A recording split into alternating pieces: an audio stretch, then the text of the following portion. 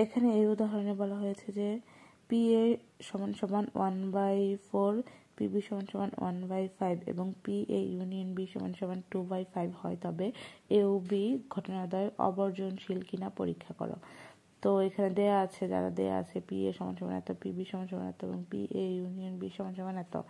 তো P A যোগ P B is greater than P A union B হলে বোঝা যাবে ঘটনাদ্বয় অবর্জনশীল। ওকে, তো আমরা দেখতেছি হচ্ছে পি এ এর মান, এটা হচ্ছে পি বি এর মান।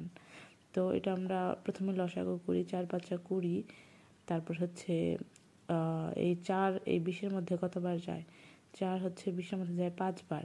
তো এটার সঙ্গে ভাগ করে উপরটার সঙ্গে গুণ করতে হবে। 4 20-এর মধ্যে যায় হচ্ছে 5 বার, আর উপরে 5 হবে, 5 অক্ষে 500, এখানে 5 যোগ, আর এই 5 20-এর মধ্যে যায় হচ্ছে 4 বার।